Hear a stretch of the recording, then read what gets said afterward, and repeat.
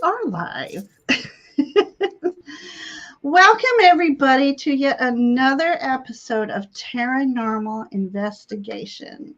And we're doing the Stanley Hotel tonight, which is the basis of Stephen King's novel and then turned movie, The Shining. The Stanley Hotel. The Shining. The Shining. So he went there, stayed, and drew inspiration because it truly is a haunted hotel.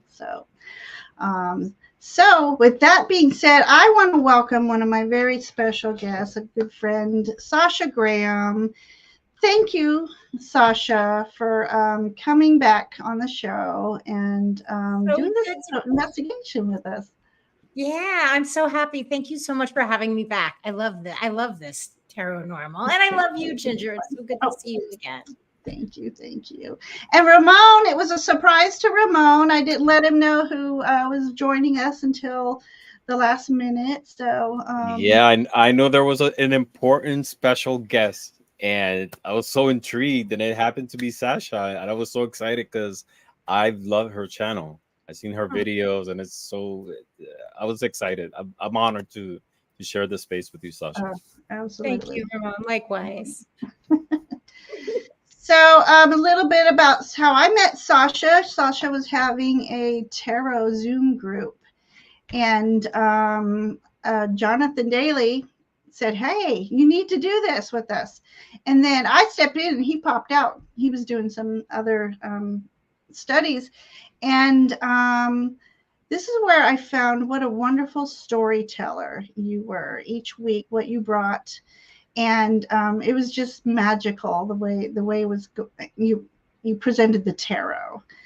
And then it got to be October, and Sasha had asked, what theme shall we do next week? I'm like, vampires?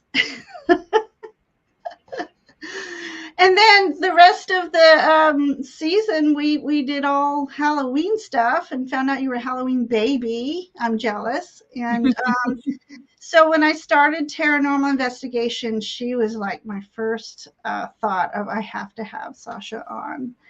And we investigated Castle Saint-Michel, was it? Mm-hmm. The Sacre di San Michele, yes, in Torino, Italy. Oh my gosh. So you were there on a trip with Llewellyn, right?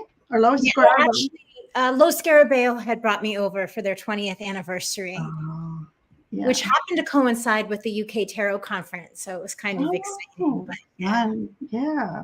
So we did a little investigation of that castle and what came out of that. That was so much fun. So had to have her back. She's been very busy. And for those of you who don't know Sasha, because you're new to tarot, she's considered a tarot expert. How many books have you written, Sasha? I think like 10. Oh, seems so much more. And also many decks, in which I put these decks in the links of the most recent one, Tarot of the Witch's Garden, beautiful artwork. And so you write the books, the guidebooks for many of these decks. I conceive of the entire deck. So I write the deck out as if it's a movie script, and I really describe every single card, and I then sell my proposals to either Llewellyn or US Games or Los Scarab, and then we find the artist to fulfill the vision of the deck, and then I write the book as well. I love it. Cool. I love it. Do you want a sneak tell secret about what might be coming up next year for your decks? Should I? Is it a secret? I can actually. It's not a total secret, and I've shared this on Instagram, but I could give you an exclusive. Probably. This is the Fool from my Vampire Tarot. I cannot wait for that. Yeah, and that'll come out next year. It's myself and Abigail Larson. Yeah. I might as well really give you guys a treat. I've only shown this to just Ginger and Ramon just earlier. This is our death card. The Kiss of Death. Oh, wait, what am I thinking? Hang on. Let me get you on the big screen there. It's not That's working. gorgeous. Why? Isn't that beautiful? Oh, I cannot wait. It's a And very Abigail Larson you worked with on the Darkwood Tarot. yes. And which other one? There was one others.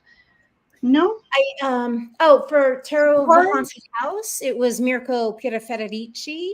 Oh wait, I'm thinking didn't she do another horror deck? Yeah, after Abigail and I did Darkwood, she did the horror tarot. She did the Tim Burton. I think she did the Beetlejuice tarot, and she also did. Oh my God, yeah, Nightmare Before Christmas tarot. Like I was saying, I didn't realize she did that one. Yeah. Okay, and I'm waiting for the Beetlejuice. Yeah, can't wait for that one. Okay, and then many of you don't know is that Sasha is also a horror movie actress. That is my jam. That is my jam. Movies. I shocked Ramon one night saying, I'm not just cute little fae. I do have a Gothic fae side, and I showed him all my. Yes, it was during our In Orbit, and I love it. What's you guys don't get to imagine. I mean, it's stop by in my channel and check the video, but the whole setting around Ginger is like amazing, so beautiful. And I remember the first time you told me that you were a goth fae was I don't know if it was when we were trying to find topics for our next show, and it was the Mothman. And I was like, "Is that too dark for you?" And she said, "No, I'm a goth." And I was like, "You don't know me very well, do you?" Yeah. So that's where I felt connected with Sasha, because she just loves Halloween. She loves the Gothic. How many movies have you done now? 7? So back in the 90s, I made 16 independent horror movies. And in the last 4 years, I think I've made 5. Right. And you just finished one, correct? Or 2? Yeah, I have a new one called Trivial. It's a bloodbath. I have like a very high body count in this one. Trivial's coming out, I think this in September. And then I have a very exciting, I can't disclose it yet, project, but I'm really excited because they're an incredible bunch of filmmakers. Sasha, how many times have you died? Oh, so many times. Like at least, really? Yeah, at least. What's the most gruesome one? The most gruesome was my character had a split personality, and she threw herself off the roof of the building. Love it. It was pretty hardcore. It's hard sometimes to watch. I mean, it's fun and it's cathartic, but it's also like, when I was younger, it wasn't so hard to watch, but now that I'm older and know reality and stuff, it's like, ooh. Exactly. And you played a vampire at least once, right? I played a vampire 3 times. Yeah, that was my first. That was Addicted to Murder was a vampire movie. Got into Blockbuster. I was on the cover of the box. They're actually screening it in Brooklyn in a couple of weeks this September. Just as they've re-released it on DVD. Oh, that's awesome. That's so cool. It's good Wow. stuff. Wow. Yeah. All right. So I want to say hi to everybody in chat. And unfortunately, there are so many. I'm just going to say hi to everybody in chat. And thank you and welcome everybody. To say, here is one spooky soul present and accounted for. Yes. So welcome, my spooky souls. So I just want to thank each and everyone for being here tonight, joining us. And I think this is going to be a really fun investigation. Just a quick synopsis is the Stanley Hotel in Colorado, and Stephen King vacationed there. And it is truly haunted, and it inspired his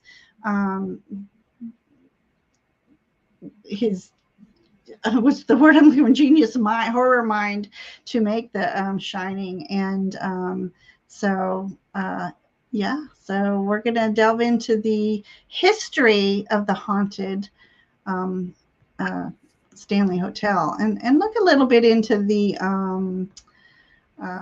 land just a little bit. We always investigate the land. So what we're going to do is tell a little bit of stories here, ask questions in between. Everyone who might have a deck is welcome to join in, and when we ask questions, and I might not get to read everybody's pull, but because I kept finding more and more, and there's so much. There's so much, and different points of view, and different stories. And I was watching like so many videos, and I like watching the debunking videos too. So there's all these different points of view, but almost everybody agrees that there's paranormal activity in the hotel. Yeah. So yeah, and I'm already ready for Halloween, so spookier the better. All right, so let's get this show. Now, I know I have to put for entertainment purposes only, but a Ouija board is for entertainment purposes only, but we all know what kind of a portal that can be. So I still like to call in protection. And Sasha, I meant to ask you backstage, do you have a way of calling in protection? I actually called in protection before we began tonight, specifically because we're doing a paranormal. I like to do it beforehand, but I also like to do it for the collective, So do you have anything you want to share, or should Ramon, one of you? No, go ahead. How you call? I'm simple. I call in the four corners, the four archangels, the four aces, and invite them to join me, protect me, and join in if they want, and then stay after if they like. Yes. Yes. So we call in that protection not only for ourselves, but everyone in chat. I don't know how the Ethernet works. We never know. So it could follow somebody home. So, all right. So everybody, we're going to start. And so grab a deck and investigate with us if you choose. And so we're going to go ahead and go have Sasha start. Let me quickly get there it is, my Stanley banners out. So Sasha, go ahead and start. And I'm going to put on a little slideshow. Excellent. All right. So here we have an overview of the Stanley Hotel. Now, the Stanley Hotel is famous for its haunted history and paranormal activity. It is reported that ghost children play throughout the Stanley Hotel. Many visitors and staff have reported hearing disembodied voices, feeling unseen touches, and experiencing other unexplained phenomena. So from an architectural standpoint, there is a creepy staircase between floors in the hotel's main guest house. It has been dubbed the Vortex, a natural spiral of energy.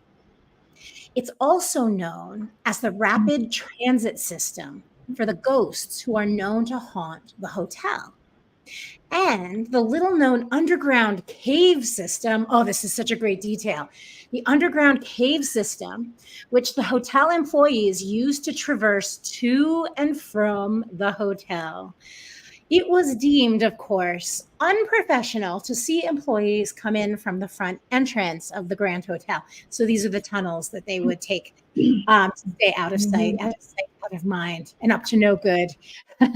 And lastly, beneath the hotel, there is a higher than average concentration of limestone and quartz. Right, this is good for the crystal girlies out there. Imagine.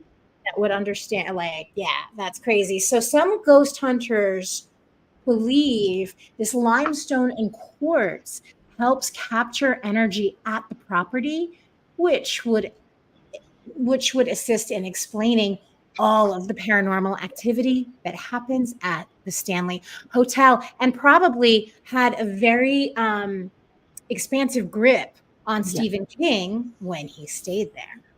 I can just picturing myself there. I'm getting tingles because of all that quartz and the limestone. Just the energies that must fill that land. So. I mean, it's not only the energies that are already there, but those crystals, especially quartz, will amplify any energies, vortexes, and all the activity there. Yeah, yeah. So, can you imagine the memory banks that are in those quartz? I would love to delve into their little memory things. All right, so I'm going to go back to the little slideshow if it'll let me. And here we go. So, all right, so we're going to talk about the hotel itself. Little history lesson. Freeland Oscar Stanley in 1903. Oscar Stanley was the co-founder of the Stanley Motor Carriage Company. So he is the inventor of the first steam-powered car. And then you may know him today. I've heard he's part of the Stanley Steamer. I think, I don't know if they just named, but he's an inventor of also, from an artist standpoint, the printing blocks as well. But anyways, so Mr. Stanley was stricken with a life-threatening resurgence of tuberculosis, and the most highly recommended treatment of the day was fresh, dry air and much sunlight. So what better place to go to Colorado? So his doctor recommended that he go to Colorado and spend the summer there. So Stanley, over that summer season, Stanley's health significantly improved. And he went there with his wife, Flora, I forgot to mention. So they had decided, with all the beauty that surrounded them of that valley, and grateful for his recovery, that they were going to return every year. So Stanley then had a vision of building a retreat. And it's funny, I didn't put it in the notes here, but he mainly built this retreat for high profile friends. So it was mostly for the rich. And so then he wanted to name it Dunraven Hotel because of the person, which we hadn't spoke about him yet. So Ramon's going to cover that one. Lord Dunraven had purchased much of the land through a certain act, and I'll have Ramon go into that. But the Mr. Dunraven was so he wasn't in favor. He wasn't a favorite among the ranchers and the farmers, and so when Stanley wanted to name the hotel, he wanted to name it Dunraven Hotel, but Dunraven was so disliked by the locals that they bid that the hotel be named after Stanley, and they did so by having 180 signatures on a buckskin petition. So let me get on here. 1909, July 4th, the Stanley Hotel was open. It was a grand 48-room resort for the upper-class Easterners, and it was a health retreat, too, for sufferers of pulmonary tuberculosis. And until 1983, the resort was only open during the summer, and they shut down every winter. And that was kind of like the theme of the Overlook Hotel, when they needed some help running it. Stephen King, he vacationed there, and he had some paranormal experiences himself. And what else would Stephen King do but write a book? And it soon became a movie. And if you have not seen The Shining, there's just something wrong with you. There's just something. It's a classic. It's a classic. It's a classic movie. You can't not watch it when it comes out every season. So it was a Stanley Hotel that served as the inspiration for the Overlook Hotel in Stephen King's 1977 Shining. And then in 1980, the film came out. One of the most scariest films I think I may have seen. But The Shining, however, was not filmed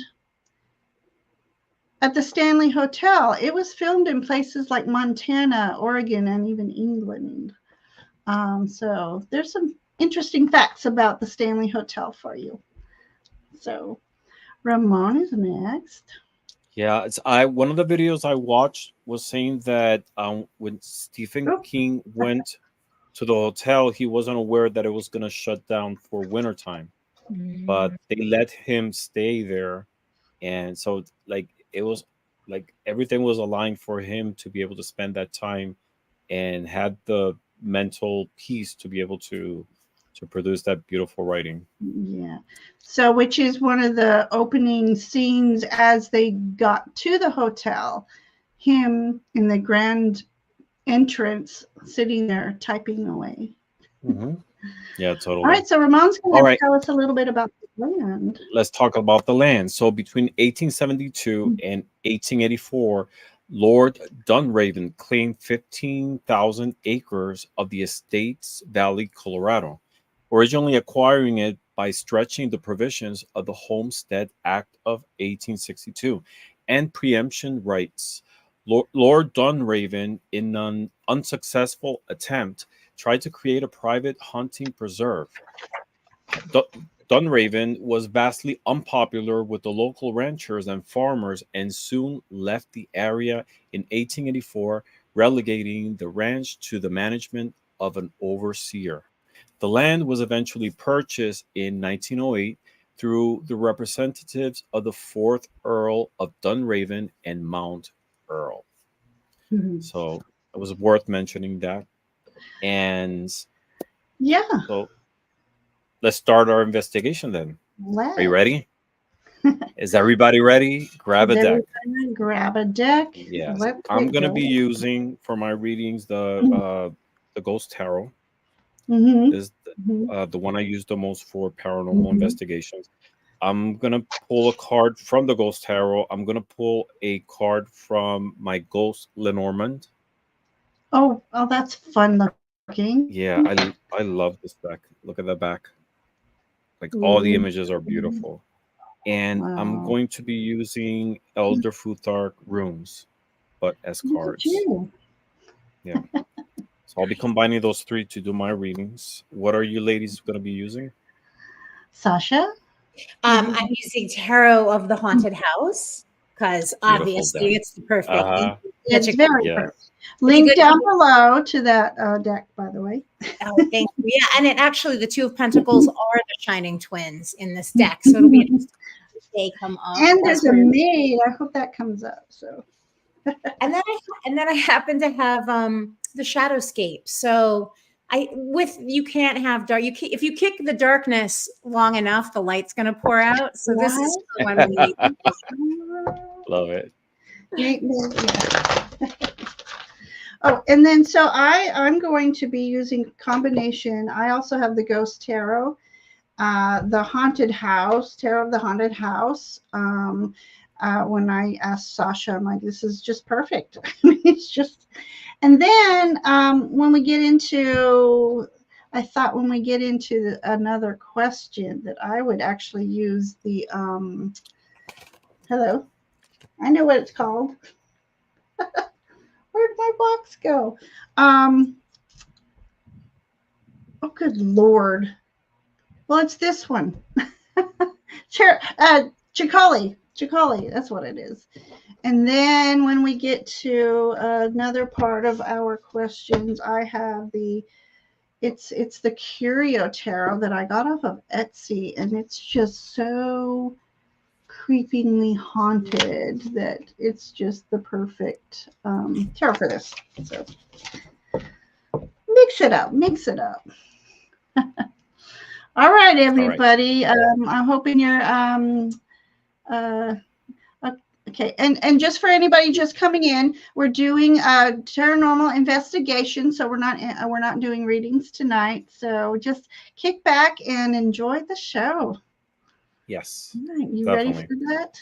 All right, let's start with the first question. And the first question is, what are the general energies of the Stanley Hotel's historical and paranormal influences? So let's see what we got. Oh my God, I have them jumping out on me already. Aw.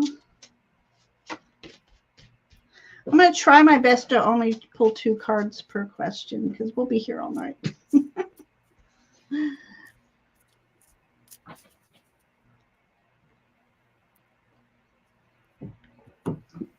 Sasha, are you ready? I'm so ready to go. I'm so excited with what came up. Oh, look at this. We've got the Emperor. And that's not what I wanted to do.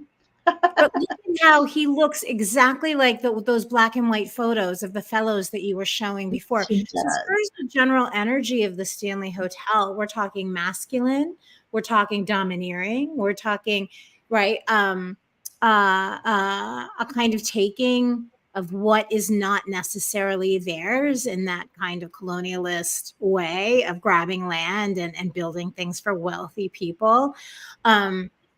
And yeah, so the general energy, it's hardcore. And it's a funny thing because if you think about the movie The Shining and how Stanley Kubrick was actually, there's videos of him verbally accosting Shelley, really cruel to her to get her to be more terrified. Oh. So there was even that kind of male dominating. Mm-hmm. Yeah. So I look at this and I'm like, oof. I don't think I want to. Well, not to mention, if you don't mind me interjecting, Lord Dunraven wanted it as a hunting reserve. So look at that image. Yeah. Right. Yeah. Wow. Killing for sport. Yee. Oh my gosh. I have the creeps. All right. Ramon, you want to go next? Yes. So the first card I pulled was the Tower. And the Tower represents sudden change, upheaval, and revelation, right? So it often signifies the destruction that clears the way for new beginnings. And in the context of the hotel's history, it's marked by significant, maybe perhaps traumatic events that left a lasting impact on its energy. So the Tower suggests that the hotel's paranormal activity might be tied to these disruptive and transformative moments. Second card I pulled is the Cross for Lenormand, and this card represents burden, suffering, and faded experiences. And it's often associated with deep sorrow, pain, and a sense of enduring trials. And for the Stanley Hotel, to me, this card implies that the land and the building carries a heavy spiritual weight, possibly linked to the suffering and tragedies that occurred there. And the last card I pulled is from the Elder Futhark. It's Hagalas, and Hagalas symbolizes hail and disruption. So it represents the natural forces that brings sudden change or destruction, similar to the Tower card, right? So this rune indicates that the energies surrounding the hotel are very tumultuous and they're very filled with forces beyond human control, tied to natural or spiritual upheaval. Oh, I wanted to show this real quick. Robert Fierro Tarot. Tower Hebrew letter is P. Signifies that the mouth that speaks truths and brings about destruction and renewal. That is very interesting. And then Sasha, is this your friend, Randy? Is that your friend who went to the hotel recently? Oh no, he's not the one that was commenting. Oh, okay. All right. So so Randy must have gone to the hotel and had some experiences. Many of the staff there had stories that would blow your mind, and many different entities there. I had a boy follow me into town about an hour away. That's fascinating. Makes me want to go. You know, I've always wanted to go somewhere haunting, and of course I would have to bring my boys with me. But you know, Kyle is such a beacon of light that I couldn't put enough protection around him. I think so. I think it's interesting when you walk into these places that you already know there's activity and high energy, Mhm. I feel you become much more open and receptive to be able to to pick up what goes around, Yeah. you know. Okay.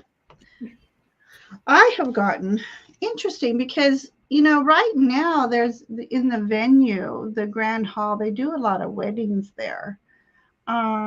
So I think that some of the general energies are truly romantic energies. And if you can imagine just back in the day, um, just couples taking their honeymoons there, vacationing, and just having a wonderful time. But I also got contradicting. Um, you know, uh, there was a lot of, as my readings went, there's a lot of death around that hotel. And I can imagine that land itself having a lot of deaths through I think the Civil Wars and the American Indians and such. So there's a lot of people, that experience a lot of that paranormal activity due to some lingering spirits here. So I'm going to stop there. There we go. All right, Ramon, we have another question. If I can get All that. right. Let's see. Question number 2. Does the land on which the Stanley Hotel was built hold significant Native American spiritual power? All right, let's see. Should have got one of my Native American decks for that. Right. Okay. All right. You want me to start? Yeah, go ahead, Sasha. So it's interesting. I was just watching something, a documentary about horror films, and it was talking about the trope of the Indian burial ground, and it's a Hollywood trope because essentially the entire United States is the entirety of the United States is a burial ground. True. Yeah. So I've got the nine of pentacles here. So this is a very land-based card. So here we see that it was a place of intense pleasure, probably due to the view. Whenever you're anywhere that is that panoramic and kind of incredibly beautiful, right? I would think it would be a gathering space. And we see that she is she's got an owl there that takes place of the traditional falcon. So it seems to me that it is this card, the Nine of Pentacles, to me, it's very much a pleasure of being alone with oneself in nature, which makes me think that it's not necessarily Native American energy that is the dark. I think it's the white people. I think it's that emperor energy that's dark. I think that the Native Americans were, very peaceful there in that place. Loving that. All right, Ramon. All right. So the first card I got is the High Priestess. And the High Priestess traditionally represents hidden knowledge, intuition, and spiritual depth. So this card to me suggests that the land on which the Sandy Hotel was built holds a lot of significant power, possibly ancient Native American practices or energy. And they're not immediately visible, but they're very influential. Second card I got is the Tree from Lenormand. And the tree typically represents growth, ancestry, and deep roots. And this card has a long-standing connection, often tied with health and vitality. So, in the context of this reading, the tree indicates that the land has deep spiritual roots and most likely connected to Native American traditions and the energies that have been practiced there for centuries. The third card I got is the Elder Futhark, symbol of Alhis. And Alhis symbolizes protection and connection, especially connection with the divine. So this is associated with sacred spaces and spiritual guardianship. And this rune suggests that the land is indeed protected by spiritual forces, most likely to Native American origin, which continue to influence the area. So yes, I do believe Native American energies are influencing the energies of this place. Wonderful. Thank you, Ramon. All right. So again, one of these beautiful wedding cards. But to me, this is signifying spiritual ceremonies were held on that land. And so it was a very sacred land. And unfortunately, it was taken away from the American Indians. And, it was sold from under their feet, really, literally. And, but it's a very sacred land. They held a lot of sacred ceremonies on there. And this happens to be the 8 of Pentacles. So that hard work that they put into that land, and then having to leave their dead, behind, and with no stones, no markers, and so very spiritually charged. And speaking of spiritually charged, this beautiful Queen of Cups. So this is just telling me all the energy and that spirituality that has been blessed on that land with all these beautiful rays of light coming down, and very honorable energy is what I'm feeling here. And, the cups of intuition there, that emotional, that fluid energy. So very, very spiritually charged for sure. So wonderful. All right. All right. We have a Great. third question. That was great. All right. Question number 3. All right. Were or are some spiritual activities charged by the influences of unsettled Native Americans in Colorado's Valley area? Okay. Can you repeat that one more time? That's a mouthful. It says, I think okay. Are some spiritual activities charged by the influence of unsettled Native Americans in Colorado's Valley area? There you go. Perfect. Let's see what we got. And whenever you're ready, you can go, Sasha. Okay, so I've got the Wheel of Fortune here, and immediately we see what looks like a giant buffalo. I mean, that's just kind of like, and also it's interesting because in Tarot of the Haunted House, I created this Wheel of Fortune to kind of be like the generator in the basement that's kind of like generating the entire universe.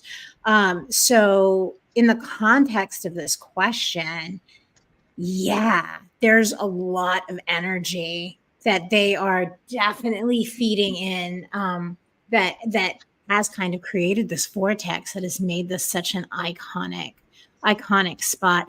The interesting thing too, when we look at the Wheel of Fortune, traditionally we see the 4 suits in each corner. It really is the card of calling in spirits, and then that epic. The epic symbol of time, of father time, of infinite time. So, yeah. So, quick answer. Yes, there's lots of Native energy. Wow. That was awesome. Yeah. All right. The first card I got is the Moon. And the Moon usually represents illusions and hidden truths, right? And so this card is often signals the presence of unseen or misunderstood energy. So I feel that in the context of this question, it's suggesting that the spiritual activities in the hotel are influenced by unresolved Native American energies, and they're still active in a very subtle and mysterious way. Second card from Lenormand I pulled is the Mountain, and the Mountain is a card that talks about obstacles, challenges, and something that it's difficult to overcome. And it can also symbolize something enduring or something that it's not movable. And so this card is implying that the unsettled energies, they're like a mountain, right? They're persisting and they're deeply ingrained, possibly causing ongoing spiritual activity at the hotel. The third card I pull is the Elder Futhark symbol of Turisas. And Turisas is, it's like a thorn, right? And it's a rune of conflict, resistance, and challenges.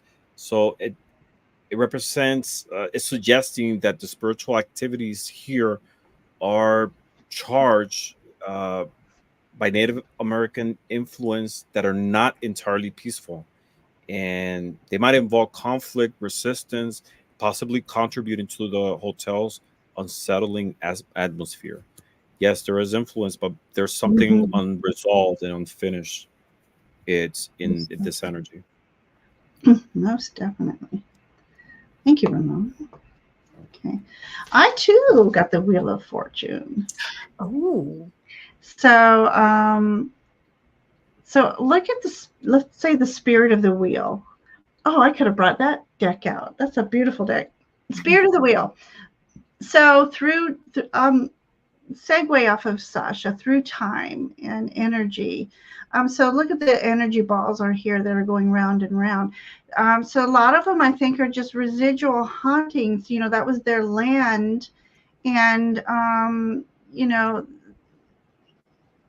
they are the land. You know, and so yeah, that's about all I have to say about that one. Is you know, through time, the cycles in time, how sometimes there's loops in time, and so I feel like some of those energies are residual, but I also feel like there is a let's say an Indian chief, for lack of knowing, and who is still there, who still is there, and through time he's been wanting his space back. He wants his land back.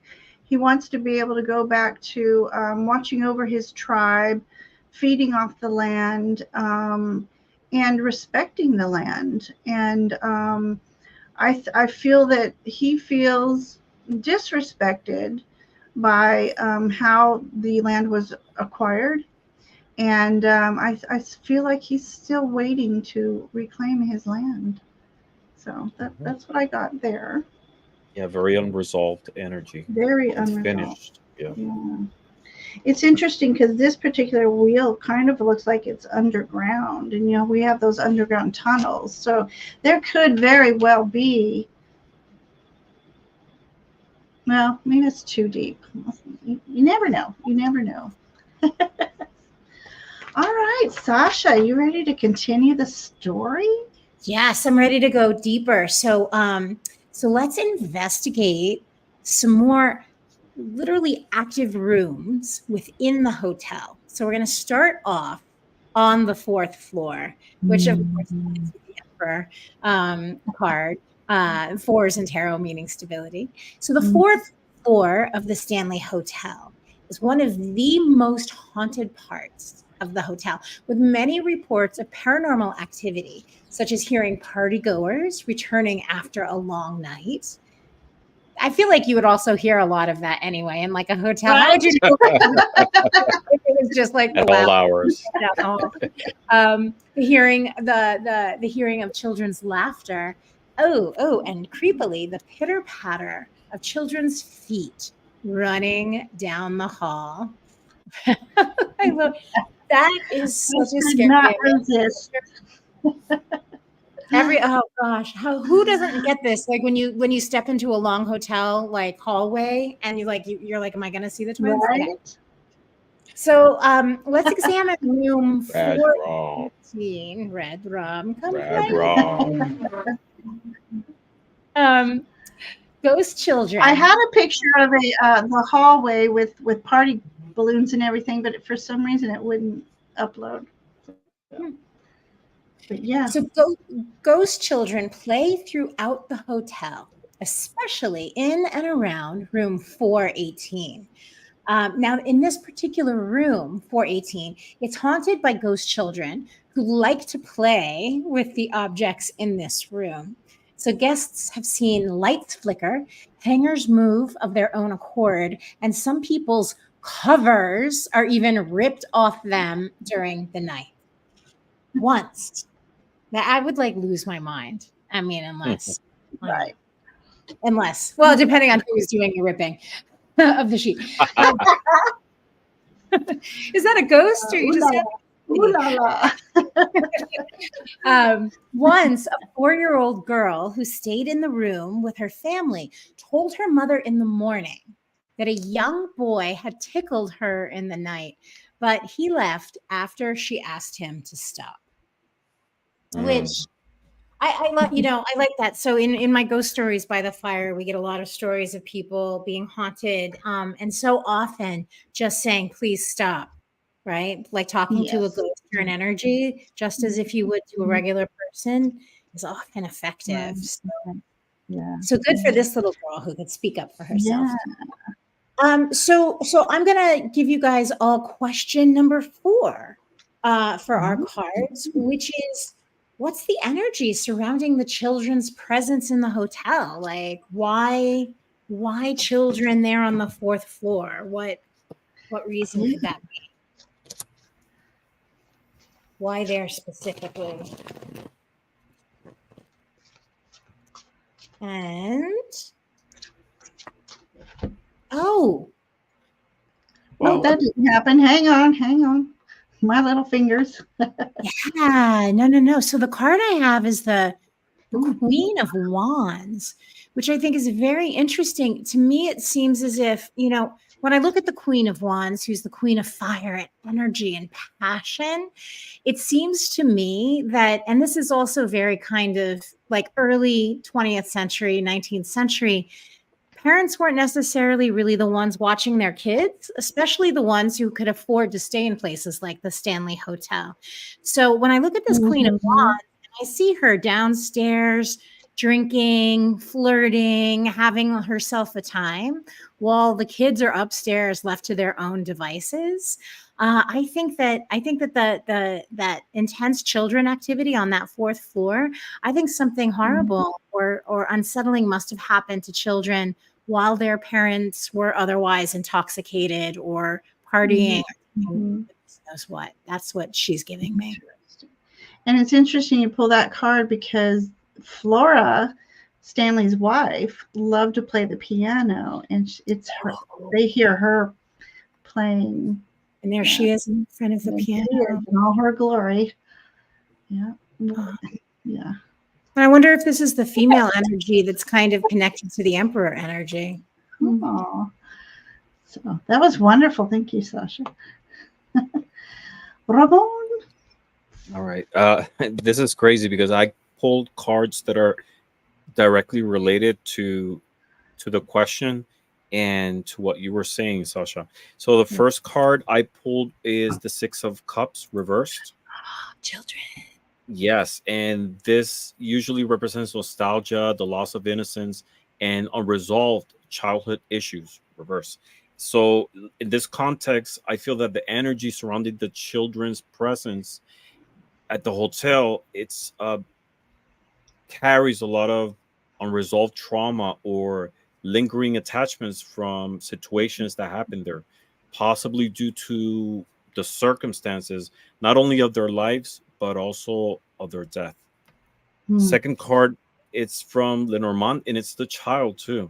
And this card, this card represents innocence, new beginnings, and youthful energy. And here's directly connected with the presence of children, especially like emphasizing the lingering influence in the hotel. But it also suggests like a sense of vulnerability and the potential of the loss for innocence. So possibly there was a traumatic situation happening there. The third one I pull is Berkana, and Berkana symbolizes birth, growth, and nurturing, and it's associated with female energies and the care of young ones, right? So this room indicates that the energy surrounding the children is one of growth and care, but also unfinished businesses related to the potential of rebirth and the continuation of their presence in spirit. So there was definitely a situation of unfinished and traumatic situation with children that still lingers in the energy of the hotel. Wow. Wow. Thank you, Ramon. Okay, so I have 2 stories for this card. Here's where I switched to Chicoli. I feel that, children love to explore, and who knows, some may have lost their lives through exploring, falling off the rocks that they climbed or the trees. And so it's very possible that something happened outdoors as well as indoors. And I'm going to kind of take it indoors now. See how she's being very curious and exploring. And there are stories of a girl who was exploring, I think, in the basement. I'm not sure. She was where she wasn't supposed to be. And someone caught her and actually threw her outside, and it was wintertime. And she did pass from the cold. So that could be some of the energies here, the children unattended, who knows, going into the boiler room and perhaps getting scalded. All kinds of things could have happened down in those cave areas even, I'm wondering. And then I got this cute little 3, there we go, 3 of Cups. And I'm wondering if a lot of them have literally made spiritual friends, and they just hang out and love to play and around everything, and love to explore. Now they can explore freely and not get yelled at and in trouble. And they're just like best friends, life and death. And so I love this cute little energy here. So I feel like there's some tragedy, but yet, some of them might just stick around because it was such a fun place to explore, make friends. All right. And plus, who didn't want to live in a hotel when you were a little kid, right? Like, who was the one, that character that lived in the plaza or lives in the plaza? I forget her name. But I would have traded my house for a hotel in a hot second when I was a little kid. Okay. Oh, and I'm curious. Well, never mind. I don't think there's any ponds nearby. All right, ready? Yes. So question number 5. Why are some of these children hauntingly playing in the halls? Were they victims of tuberculosis? Specifically, why? Do you think that we already answered that question in the earlier one? Yeah, with the children playing. Really, we did. I feel like we did. Yeah. So let's go on to number 6. Okay. Which, a freeform question. So I get to make one up. Yes. What would the children haunting the 4th floor of the Stanley Hotel like for us all to know? I love that. Love that. Oh, wait, let me hide that. What would they like to know? What message are they sending to us? Oh, once again, we've got the Wheel of Fortune. That's so interesting. Oh. Do you know what? When I'm looking at this and I'm thinking about the harkening back to how this card came up before in terms of all of like the spiritual energy there, I think that their message to us, what they're trying to say, honestly, I feel like they want to be set free. I feel like they want to be cleansed. I feel like they want to be cleared. I think they want to be moved out of that space. I do feel like it's kind of like a time loop. But I also think that in addition to like what they are kind of asking for themselves, I think that they want us to know and be very cognizant of the patterns and the cycles that we're all kind of caught up in. So when we're looking at the metaphor of being trapped in a place, that we be cognizant of how we might be trapped in kind of like in that 6 of Cups card, right? That being trapped in the past. Yeah, I don't know. That's a weird pull, but that's what I got. Yeah, and thank you for that, because earlier today I'm like, I have a question, and it fled.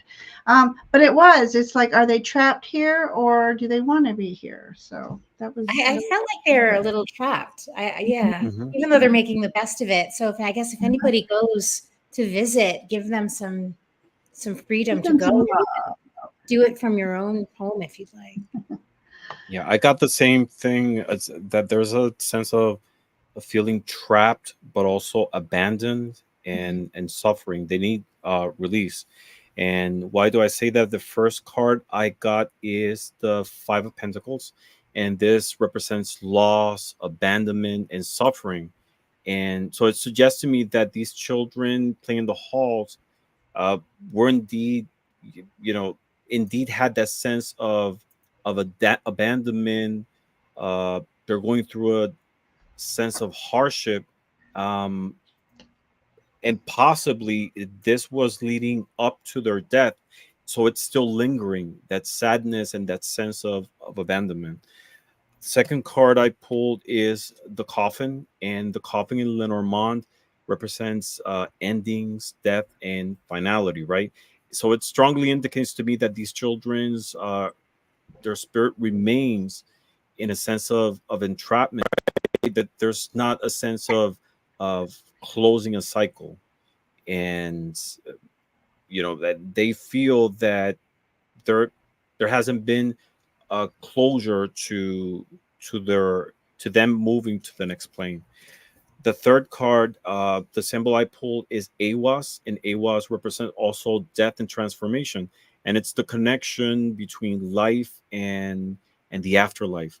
So it's suggesting that the children's spirits are lingering due to not being able to go through that transformative nature of their deaths, and they're not able to fully move due to unresolved issues and still that traumatic circumstance that they're going through with their passing.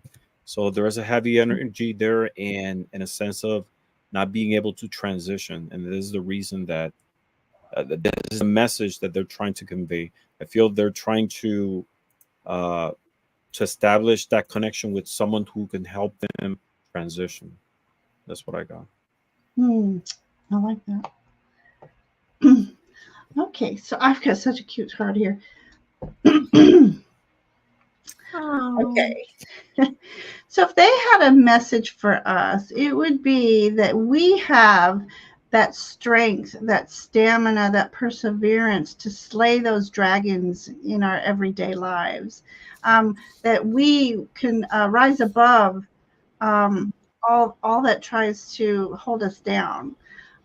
So this is about being able to venture and not worry about just not have any worry. I mean, they went and played around, but they suffered consequences of playing around. And I think they're saying, if they could have, they would have slayed those dragons who may have caused them harm. And that's our message. Their message to us is we have that within us to slay the dragon, however your dragon appears to you. And look at it. This is actually the Six of Wands. So this is about, there we go. Yeah. Flying away, being free. Like Sasha said, I think they want to be set free. And maybe through the stories we tell, maybe they can be set free.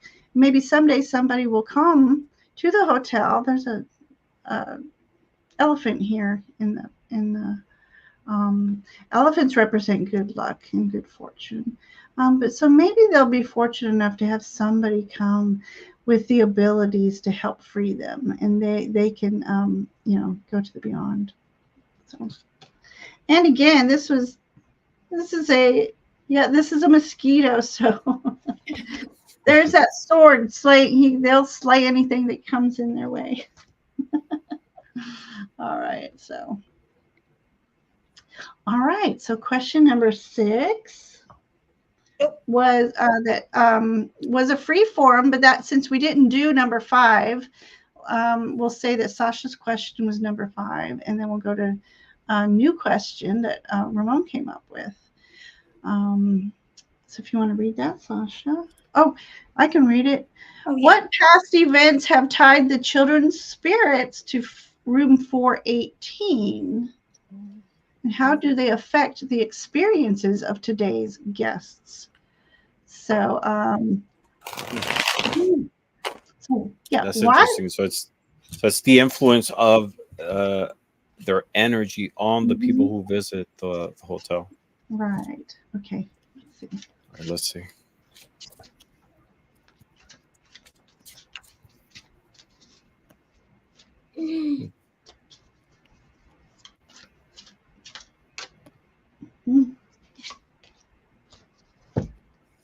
Well, okay, Sasha, you ready? Yeah. We on over. Aw. 9 of Swords. Yeah. Yeah. I got the 9 of Swords too. Dude. I did. Yeah. That's crazy. Wow. So it's not the influence of them, how they affect today's guests. It's interesting. And again, going back, I just want to harken back quickly to the fact that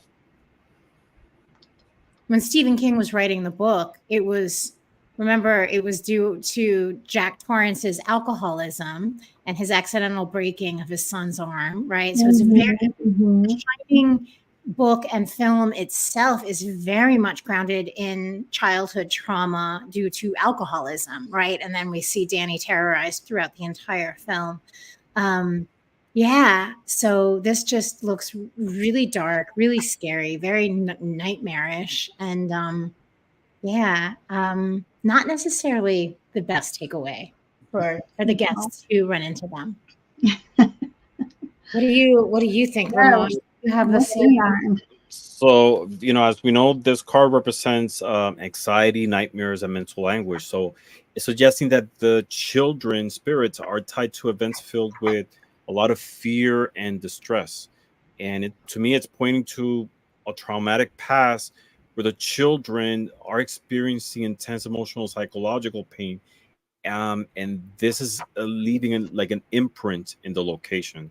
And their lingering presence might be evoking a sense of unease and dread to those who stay in these rooms. And somehow it can be contributing to some unsettling experiences that some people report. Second card I pull is the House from Lenormand, and this represents stability, safety, and the home, right? And this card, to me, it indicates that room 418 and the 4th floor, to that matter, were likely places where possibly children sought refuge. However, the presence of the 9 of Swords, to me, is suggesting that this sense of safety was shattered by some type of traumatic event, leaving these spirits attached to the location, reliving all these fears. And the last one is the symbol of Perthro. And Perthro is associated with mystery, fate, and things that are hidden. So it often relates to unknown factors or secrets that are yet to be revealed. So to me, this rune is suggesting that there are hidden aspects or unresolved secrets about the children's past that are continuing to influence the atmosphere of room 418 and the 4th floor, keeping the spirits in a sense of restlessness. Wow. Thank you, Mom. Okay, so going with your 9 of Swords is there. I got the 5 of Cups. So look at that, precious. So I think with some of the guests, it gives them, especially those of us who are so maternal, I think it just gives a sense of sadness knowing that those children are there and they're trapped there. And are they missing their mummies and daddies? And But this to me is just like, but they are protected. I think now in the afterlife, they are definitely protected little souls. And look at the nest here. So right now, the Stanley Hotel is like their home for now until they can be released. And I go over that rainbow bridge. And then I have this cute card. Yeah, so the influence. I don't know. To some, it's an adventure. It's the mystery. It's it's well, just that. To some, yeah. They go there specifically to interact with the children and the other spirits that are haunting. So yeah. So I think with some, it has a sense of sadness to the very empathic people, and then some go there just for the adventure and the mystery. So I think that's the energies there that the children are leaving them with. So You were saying that that's the children's home, their house, and that's the yeah, card that I had. I got, right, the house from Ramon right, for that question. Yeah. So all right, so let me hang on. There was some pictures missing on my slide, and I'm trying to see if I can get them back. Some of the pictures that I downloaded must have been protected because they didn't show. They showed on my slide on my Canva, but they didn't show. Darn, don't tell me. Oh, all right. That's a disappointment. Okay. All right. So where are we? Lights at the fourth floor. Now we're into an hour, so I might go ahead and skip because let me skip something here. So we're into this an hour, and I hope everybody's enjoying the stories. So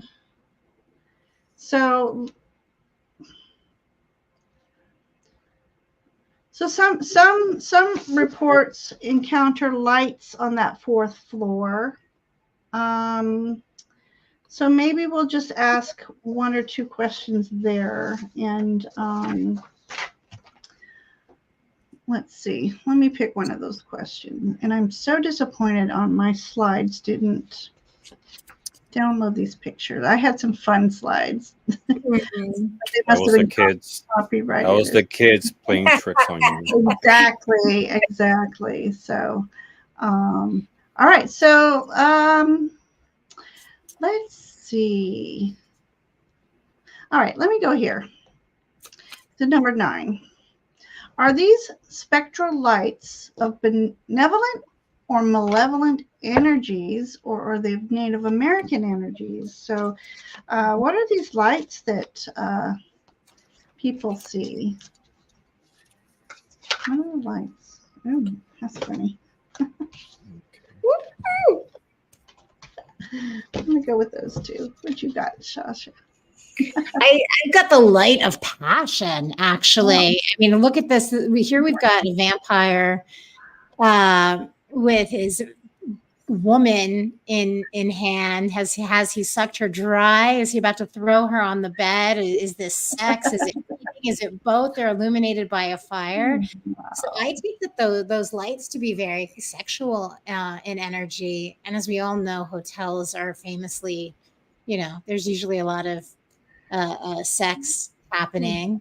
Yeah, so I'm gonna say those are like passion firefly things. And if you look even in the, there's little bits of flecks of fire coming around.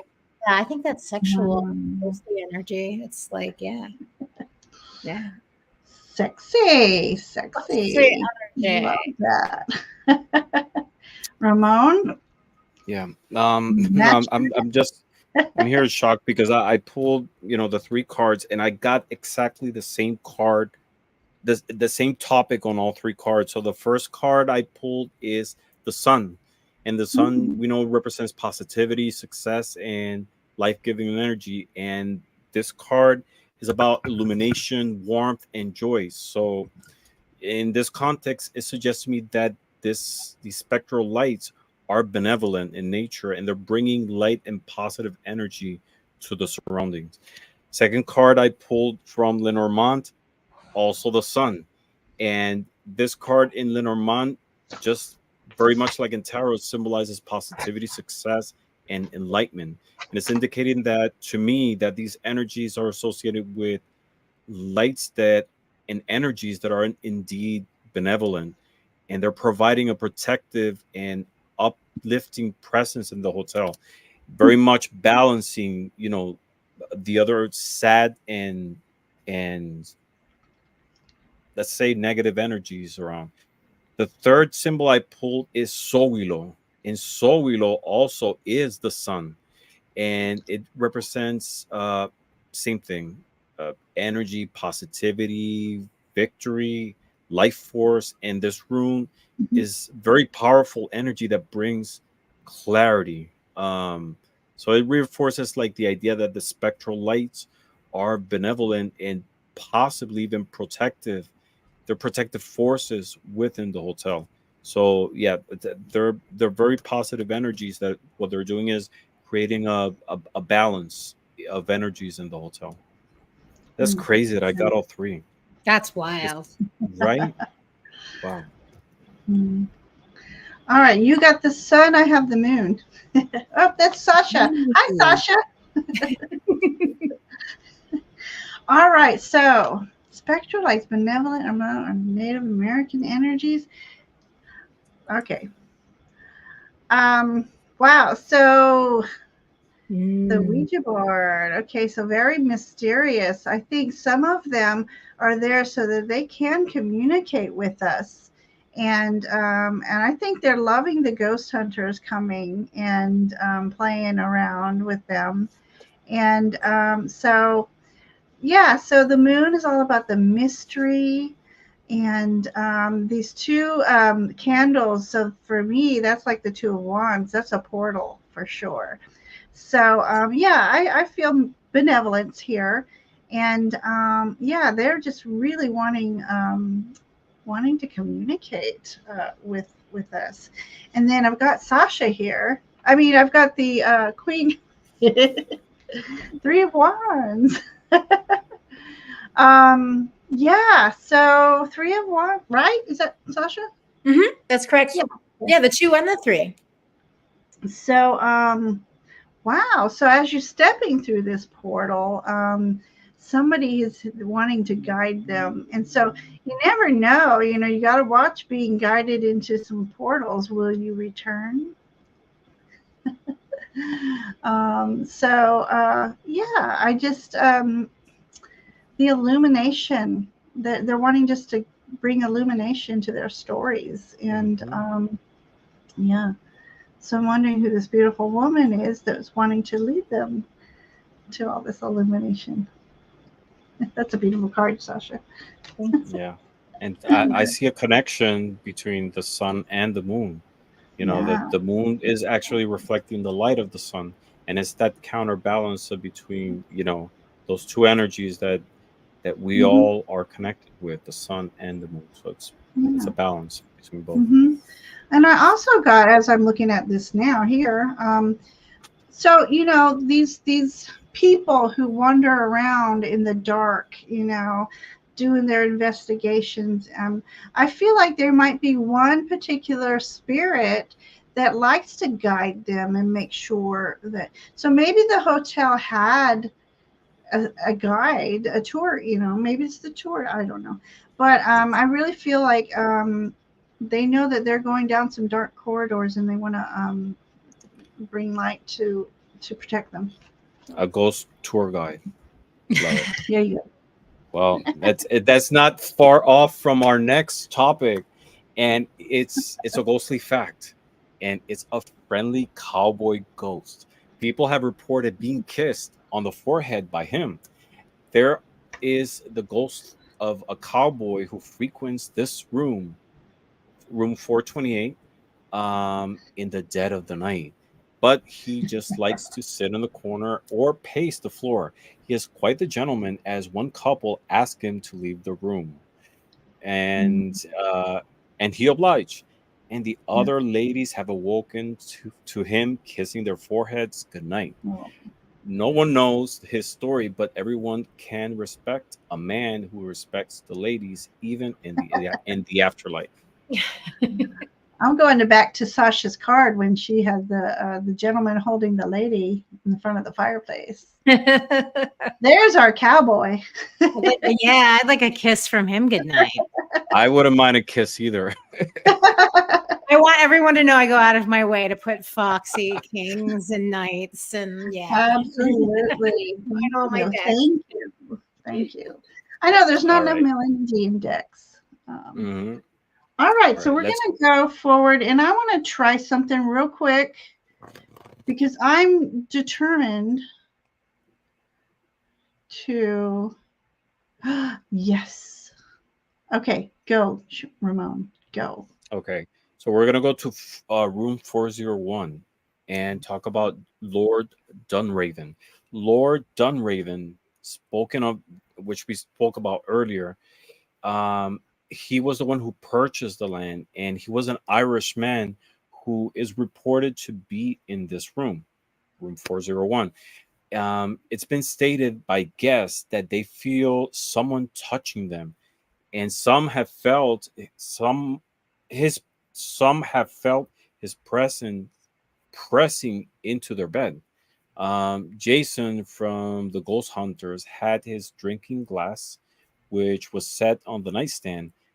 It imploded while he was sleeping. The closet door also opened and closed on its own. So we want to explore this energy on the room 401 and its relation with Lord Dunraven. So Yeah. the next question we have is, does Ramon, let me Lord stop you real quick. I'm Mhm. curious. So I didn't get a chance to put it all in here, but he seems like to be one of the more angrier spirits. And I'm just wondering if Stephen King got the idea of this, if this works. If he's opening and closing closets, can we see this? Is it working? Here's Johnny.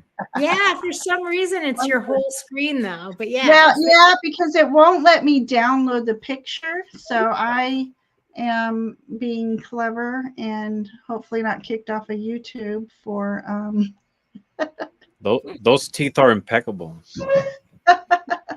so yeah, so this little bit of an angrier spirit. I'm wondering if yeah, so now how do I stop this? I can't get back to the StreamYard. It won't let me to StreamYard. Okay, here we go. All right, back to stop sharing.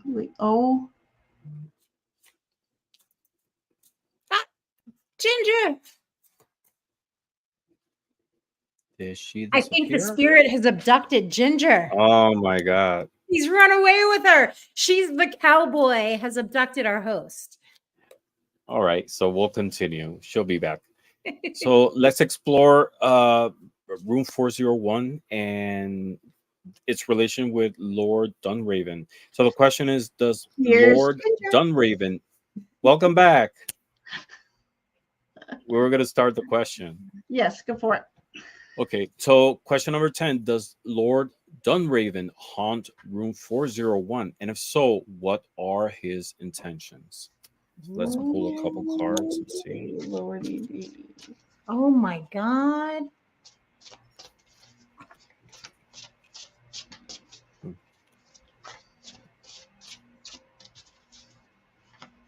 my god. Oh my gosh. What's your oh my god? I got the Wheel of Fortune again. Oh my gosh. So he's clearly involved in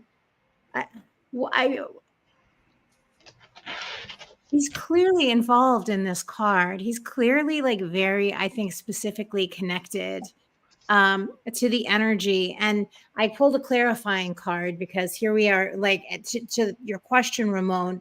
And if so, what is his intention? And I got the 8 of Wands, which to me is it's domination. It's kind of the energy of the Wheel of Fortune moving out into the world. I think it's no accident that this hotel has become so famous. And I think he wanted us to be saying his name long after he was dead, which is exactly what we're doing right now. We're broadcasting this into the ether. So I think he's getting what he wanted. Wow. That's amazing. Wow. And you mentioned domination, and I got something similar. The first card I pulled is actually the Emperor, and there's a card that we know it's about authority, exerting control, and I feel that that's the energy that Lord Dunraven is infusing in the room and the hotel in general. Is that domination, that sense of control, of ownership of the place.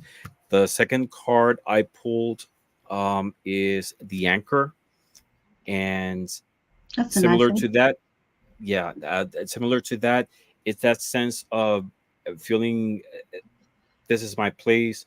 I'm here. I'm gonna stay. So it's that energy. It's haunt. Lord Dunraven is definitely haunting the room and the floor, but he has this sense of strong ownership that is his place. So there might be some conflicting energy there of not being able to transition, right, and being stuck there. Yeah, that's what I got. Wow. That's cool. Nice cards. Okay, so I got this card. That's a yes. He's here. What a cavalier in this, haunted cavalier. He's pretty cool looking. So this is my yes to, is he haunting room 21 and 401? And this is the Two of Cups. And no, I'm sorry, it's Page of Cups. So, yeah, so Page of Cups, definitely wanting to explore and yeah, he's wondering, why are these people here? Now, it's also said that he's never visited the hotel, but he bought the land, and in doing so, I think that he's a little angry because he kind of got pushed off his own land because he just wasn't liked by anybody. So it's almost like he's seeking justice. So he's there to, he was pushed off the land, so he wants to scare everybody away from this land and bring back a little balance in his own mind. In his own mind. So that's what I got for that one. That was pretty cool cards there. Love that deck. All right. Next. Okay. So this was your open question. Do you remember what you asked? Yes. Fingers. So we're talking about room 401 and specifically on Lord Dunraven, but I wanted to explore the next question if there were other energies outside of Lord Dunraven that are affecting what's going on in room 401. So let's pull. Okay.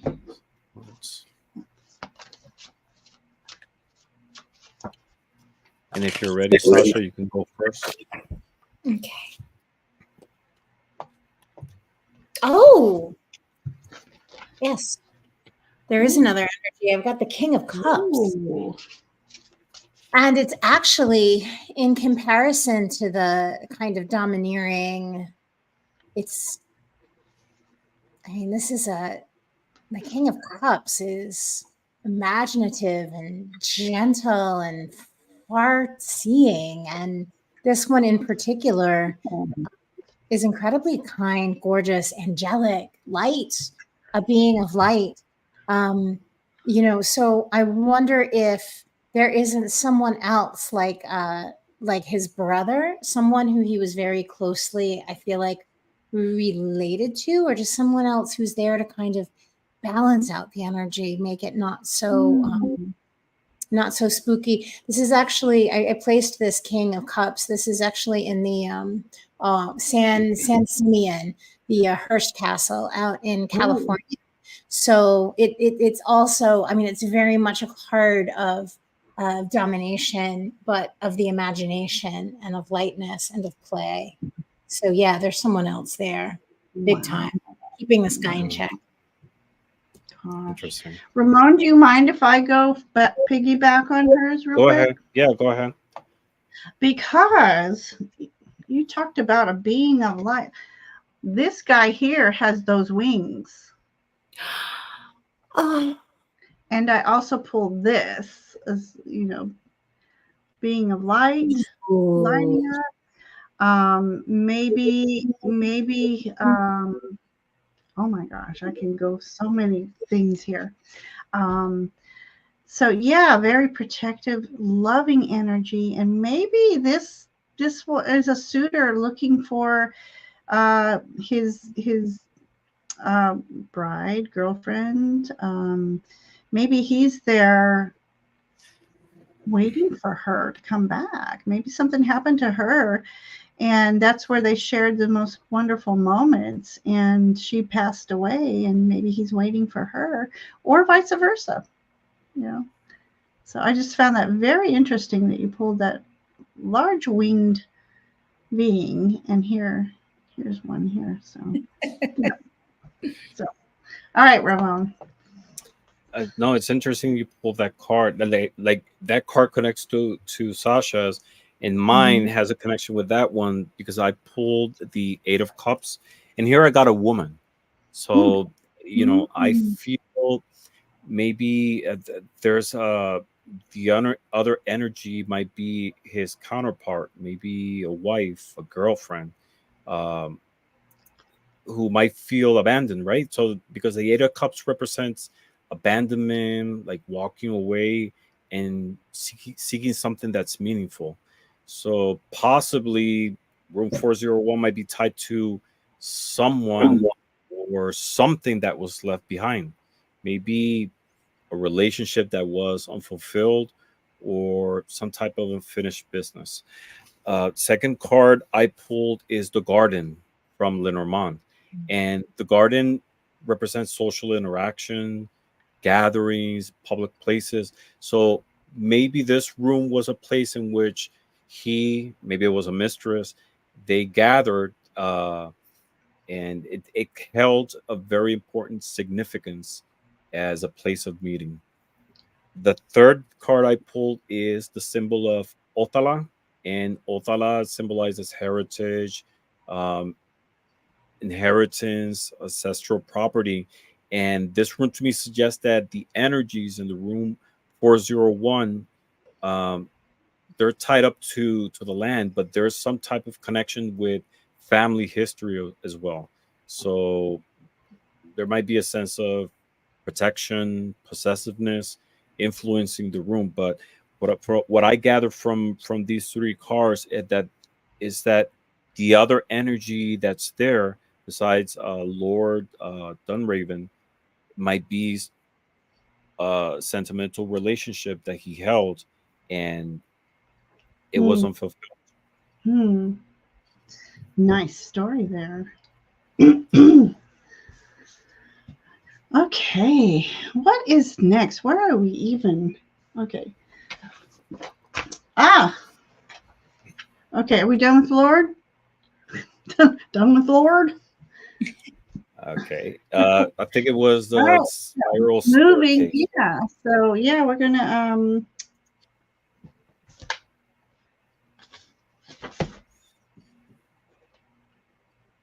okay, yeah, that was a. So first we're going to visit moving from the fourth floor. Okay, so this was just another fun fact. So let me get back to the haunted facts. Here we go. One more haunted facts before we go to a spiral staircase. Room 217. This is a scene that was in the movie. It's like the most haunted room. So this room is said to be haunted by a chambermaid named Elizabeth Wilson, but she was also historically known as Elizabeth Massey. So whomever she is. She was injured in a gas explosion in 1911. One aspect of Elizabeth's role was lighting gas lamps in the guest rooms. Now, Stanley Hotel was one of the first to have electricity, but they didn't have enough for the whole place. So they still use some gas lanterns. So on June 25th, 1911, unbeknownst to Elizabeth, there was a gas leak in room 217. And as she was entering the room with a lighted candle, the candle flame set off an explosion, throwing Elizabeth across the hall. Elizabeth is said to survive with some injuries, and she was reportedly in a coma. So it's said that she came out of her coma, and when she recuperated, she went back to the Stanley Hotel to continue to be the chambermaid. So she returned and continued to work at the hotel until 1950. But for some reason, she chose to stick around after her demise. Elizabeth is still keeping up her housekeeping routine, as people, when they return to their rooms, they may find their luggage unpacked, shoes being lined up, and shadows that seemingly pass through the walls. Now, in the movie 217 was the room that Danny was told not to go into. And then I'm going to try the screen share again. So Danny did go into this room, and he was so traumatized by what he saw, he kept repeating the words. Red rum. Red rum. Red rum. Red rum. Oh my gosh, that Which was is such a murder. creepy scene. Yeah, it's murder inverted. Yeah. So when she saw it in the mirror. Yeah, if you visit the hotel, please leave Elizabeth a tip for her. Yes. Or an offering, some money, whatever you like. Can you imagine going into your room and finding the towel being formed into like a little bunny? That was Elizabeth. Yes. All right, so that was a fun fact. And so, Sasha, we get to visit the concert hall. The concert hall. I feel like we're playing a game of Clue. Like we're moving. I love it. Moving into all of the different rooms. So the concert hall, one of the most paranormally active sections of the hotel. We've got a lot of interesting quick facts here. The wife of the founder of the hotel, named Flora Stanley, was known for her pianistic skills, which are often shown off in the concert hall as guests claim to hear her music even when no one else is in the room. So that had to have been her, I feel like, in the Queen of Wands sitting in front of her. Oh, amazing. Employees and guests have died in and around the concert hall, leading to its paranormal activity. This is one area where a lot of people have reported hearing and feeling the touch of ghosts.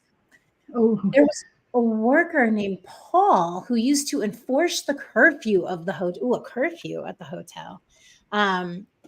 But unfortunately, he passed away back in 2005 after suffering a heart attack on the job. Sounds suspicious. People say you can hear him telling you to get it, while others swear he's tried to push them out the door into the hall. Oh my gosh, that's spooky. Okay. There is also a small girl who has been thrown out of the Stanley Hotel and perished. Oh, right. You were talking about that earlier. That's that same little girl who was put out into the snow, haunts the concert hall in the basement. Yeah, so this is that story where she was playing where she shouldn't have been and then was thrown outside. So creepy and sad. Yeah. Wow. So, right. So let's her name is Lucy. Lucy. Yeah. Okay. And then unfortunately, I guess these are images that aren't allowed to be shared because I had the picture of Flora's piano. So why wouldn't that be able to be shared in the concert hall? And then I had that haunting photo of when Jack was amongst all the people in the ballroom at the very end where zoomed in on that picture, but I guess that's illegal because it wouldn't let me bring it up. Darn. All right, spiral staircase. The spiral staircase. Wait, where are we? Are we there? Are we there? Yes, we are. Yes, the vortex, right? Perfect. Yes, the vortex. So let's visit the phenomenon of the supposed vortex that runs to the main guest house. It has been known by paranormal investigators that the rapid transit system, it has been known by paranormal investigators as the rapid transit system for ghosts. Ooh.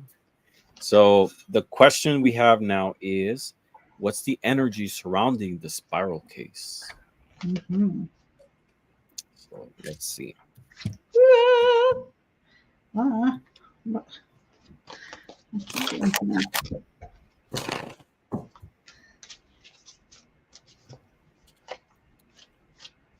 Oh, I keep getting.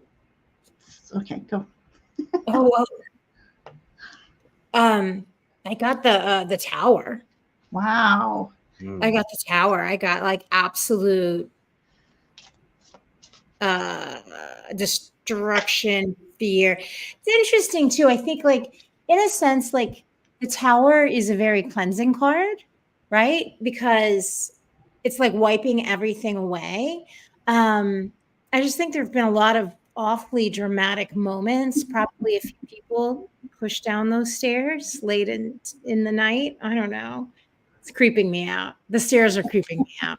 I'm not gonna lie. I'm gonna just stop right there because I don't know. I didn't like that. So Sasha, when you mentioned you felt like you're playing a game of Clue, we've got Colonel Mustard did it in the bedroom with the vacuum cleaner. I knew it. Murder by vacuum cleaner. Steven. Sucks the life out of the room. Yeah. In the prison. Oh my gosh. Okay, Ramon. Okay.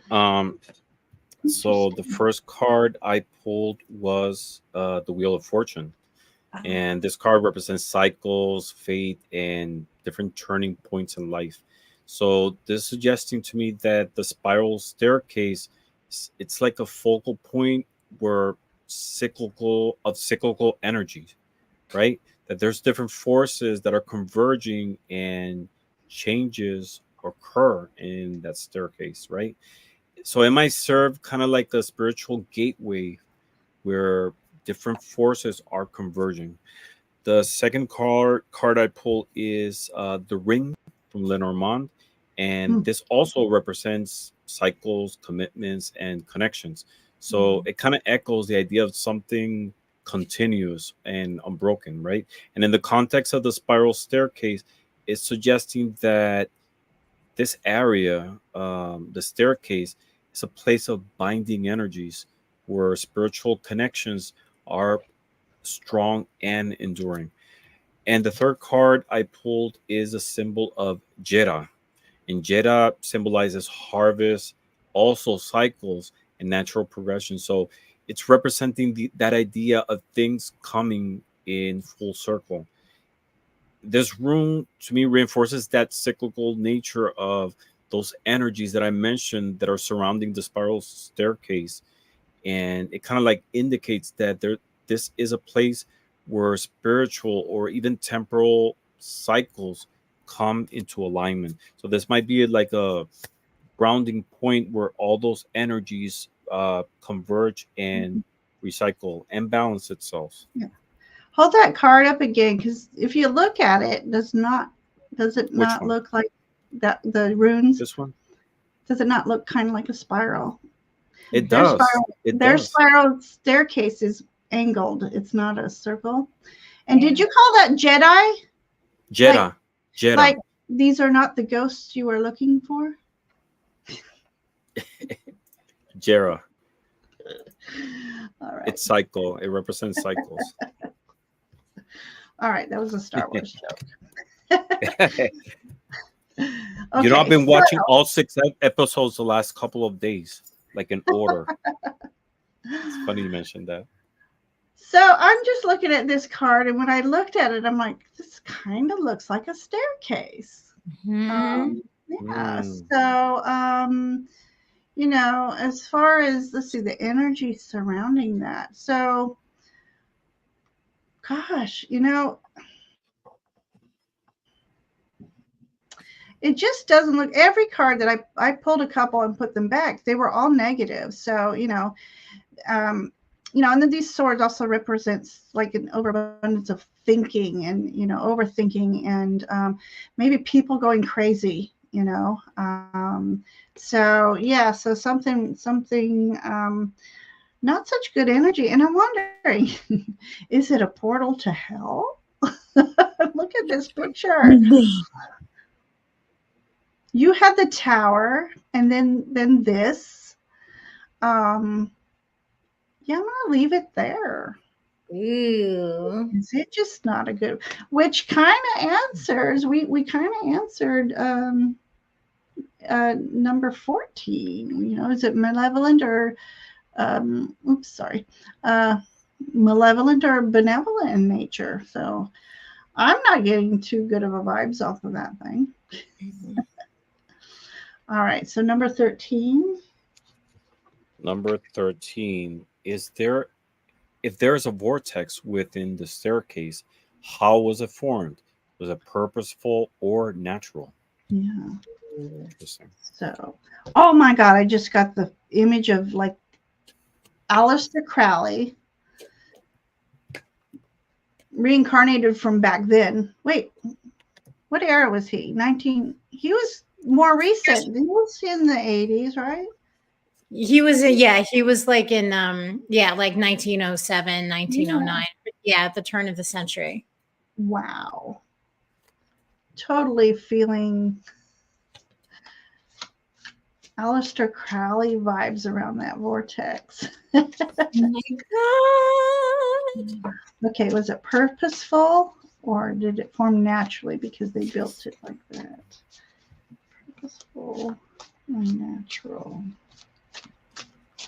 I've got the 8, the 8 of Wands. That is a very purposeful vortex. This is very so created by humans and their actions. And it's a vortex that's still reaching out and bringing more people into its fold. So it's kind of like those, those videos, they're terrifying, of like those whirlpools in the ocean. Yeah. That's what this feels like to me. I think that the energy of the staircase, and I'm guessing like between the basement and the staircase, that's the heart of the hotel. I think it grows more powerful with every person movie, with everyone who reads the book. So much, I think, of the energy of the Stanley Hotel has to do with people thinking about it, reading about it, being fascinated. So it's adding to it. So those 9 of Swords, then. Yeah. Makes sense. Yeah, that is a vortex, and I think it was purposeful, for sure. Purposeful. Wow. Yes, I agree. Ramon, what do you have? I agree because the first card I got is the Magician, and this represents mastery, control, and that ability to harness forces, is right. So to me, it's suggesting that if a vortex exists within the staircase, and I believe it does, it might have been formed purposely by someone with some significant spiritual or even magical knowledge to attract energies to the area. It's crazy. The second card I got it from Lenormand is the key, and the key represents unlocking things, right, and opening essential truths. So it indicates to me that the vortex might have been intentionally created as a crucial point within the hotel, maybe as a gateway for spiritual activity. However, I feel that it was done in a way to counterbalance the possibly negative energy, because I got Dagas, and Dagas is awakening, but it's also balancing opposites. So possibly it's suggesting that this vortex is a point of balance or transformation of the energies in the hotel. negative energies to try to balance it into a positive one. Was it done intentionally? Yes, but I think it was done with good intentions. Hmm. Wow. Okay, so I had to know. I put, did Aleister Crowley visit the Stanley Hotel? And I got, in 1916, Crowley stayed at that house for 4 months as a part of his infamous magic retirement. And he professed to do all kinds of secret and arcane things. But I don't know if that's the hotel or they just got something else on there. But it was just, I was curious because I really was getting, and then That's you pulled the magician, you know. I'm just curious if he was there. But okay. So I got the tower moment. Okay. Let me begin me. I got a tower moment here. So almost like, okay, if it was, okay, purposely vortexed, and then something went wrong, perhaps. Maybe they didn't, you know how some people don't know how to really do magic and spells, and they open up a wrong portal. And I'll go back to that portal of hell. This tower is on fire.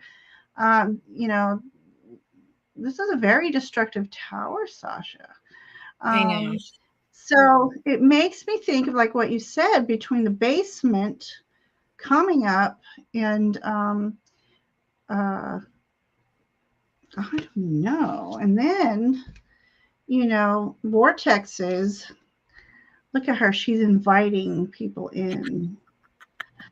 So there's somebody inviting people in through this vortex. It's like, come to my world.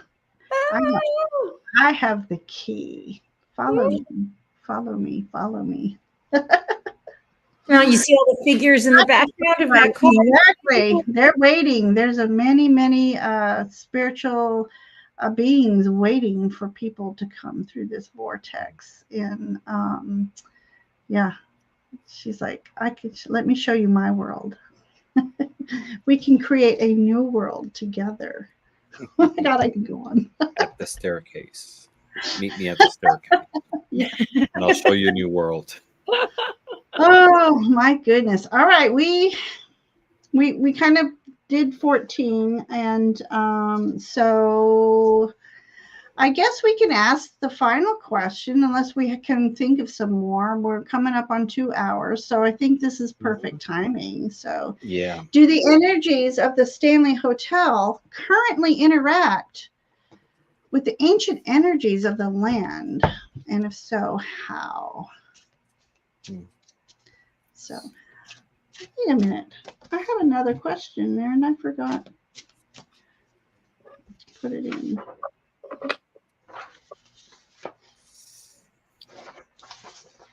I pulled the tower again. Yes. It's with the tower tonight. Tower and They're the getting wheel. a lot of major arcana. Yeah.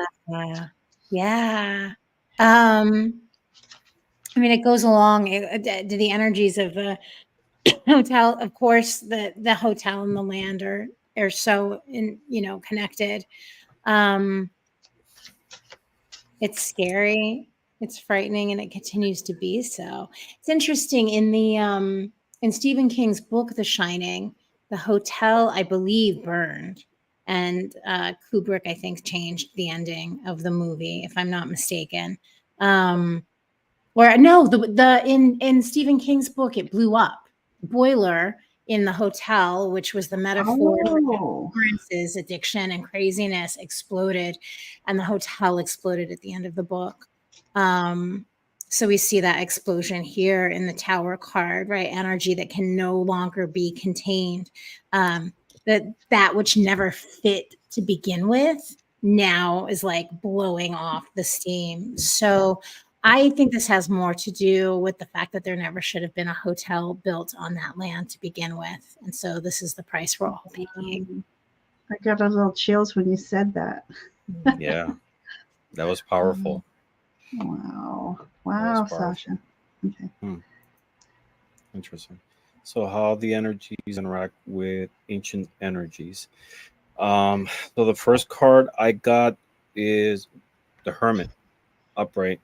And we know that the Hermit represents introspection, solitude, and seeking wisdom. So, me suggesting that the energies at the Stanley Hotel, all these energies are in a state of interaction, some with of reflection with ancient energies of the land, and they're trying to understand and somehow harmonize with those ancient energies. Second card I got is the book from Lenormand. And the book represents knowledge, secrets, and things that are yet to be discovered. So it's indicating that the interaction between the hotel energies and the land's ancient energies involves uncovering hidden truths and wisdom that has long been buried. The third card that I pulled is Kenas, and Kenas is the symbol for torch, illumination, revelation, and it's also suggesting to me that the energies are working to kind of like illuminate or reveal a deeper connection between the hotel and the land. They're trying to shed some type of light on ancient wisdom and a power that still resides there and hasn't been tapped. That's what I got. Wow. All right. And so, can I just say, we've been waiting for this card all night. It came up, Sasha. It came up. The twist, like, perfect Wow. timing too. That's How do you hilarious. interpret that? Okay, so duality maybe. Okay, so Balance. do the energies of the Stanley Hotel currently interact with ancient energies of the land? So how? Okay. Gosh. So let's say shared souls on a soul level, shared spirituality, shared what am I trying to say? Strong connections, strong bonds. But then again, I'm looking at this red carpet and again feeling that tower and that 10 of wands I saw that was, portal from hell type thing. Yeah, so just there's some strong bonds between the two, and it doesn't mean that that's a good thing. So, and then I got, this is interesting, Sasha. I need you to explain this 3 of Pentacles here. Oh, yeah. So, the construction of it? Yeah, the whole, yeah. What is this about? This is interesting. It is. I have to tell you, in all honesty, I don't remember what I was thinking. Right. Okay. I So, yeah. So interaction. I mean, this is interaction right there. Okay. So there's, let's say that she's representing the land, the sorrow of the land. The ancient ones that filled with sorrow, and then She's there's on the some ground. people. Yeah, On the she's on the ground. ground. Distressed. Feeling beaten down, defeated, and yet here's 2 souls wanting to help her. So I believe that there are people that are still working hard enough energetically to heal that land. And so, those of us who are very empathic and very empathic with Mother Gaia. So as far as how the hotel, I don't know about the hotel interacting. I just see this dark and gloominess. Oh, it's just ruins. Yeah, it's like an ancient cathedral. So the same thing, like you would see Okay. in the traditional three of Pentacles. Right. How that's fascinating in itself. Yeah, So, I mean, it's with that card of the 2 girls, the way I see it and read it, it's like there are these 2 energies, positive, negative, that they're complementary to each other. They are counterparts, but they're opposites. So it's all about trying. These energies are trying to like naturally, spiritually, trying to regulate itself to be in balance. Is the way I see it. Mhm. Wow. Wow. So let me get up my slides just to see if they're, let me go through them. Let me remove that real quick. Go through. I'm really disappointed that it hid some of my most fun slides I wanted to show. You know, here's Johnny, and then the ballroom scene was just, now why? So this one shows here. So this is Flora Stanley's favorite place to be in the hotel. And, oh, Ooh. what's showing up? I don't understand. All right, some forces were working against us there. So here's that infamous scene, the ending where, Yeah. oh my gosh, that was crazy. So let me see. So, all right then. So, let me, in closing about the hotel, I believe, and if you guys can let me know, I believe in this hotel there's both residual and active hauntings in here. Mm-hmm. And the land that still influences the hotel's atmosphere. Okay. It does. And if you add the quartz and the crystals there, it's like all these Mhm. like, strong Oh, energies interacting. absolutely. Right. So do we all want to pull like one card to say the overall energies of the Stanley Hotel as it stands today? Let's see. I want to. I had a flipper and I'm going to use them. Ooh. So this is how it looks as it stands today. And let me remove that real quick. And Sasha, what you got? I've got the Page of Wands, which to me, this card, I remember designing this card very much specifically. I was playing Resident Evil, and there was this amazing, creepy, haunted carousel that you would get on in the game. Oh, wow. The Stanley Hotel is a wild ride, and I think that it'll continue to be a source of inspiration for people who are fascinated with mystery and with magic. And so kind of the best thing that any of us can do with the energy of a place that is grounded in trauma is to transform it. And so I think that the energy of the hotel today, it stands as an example of something malleable that can be evolved into something spooky, but also very fun. Yeah. And the carousel with all these wheels that you pulled tonight. That's a very good point. It's almost as if that crazy energy, that like basement energy, now becomes something fun that people can enjoy. Right. Love it. Thing. That was That's wonderful. interesting. Thank you. I pulled something similar. You were talking about this place being an inspiration for people who are interested, in these topics. And I pulled a star, and it's, as we know, the star is a card that talks about inspiration, hope, but also renewal. So I feel the current energies in the hotel, they're all these energies are interacting, but there's a renewal. It's taking the outcome of the interactions of the energies are going to be a positive one, but at the same time, it's a place, a source of inspiration for people to, like you mentioned, investigate about the paranormal, but also uh, keeping in mind, reminding people that there is a spiritual plane, that we are not just physical, but there is a spiritual side to everything. And and like with the star card, inspire people to seek spiritual growth. Oh, that's nice. Thank you. Okay.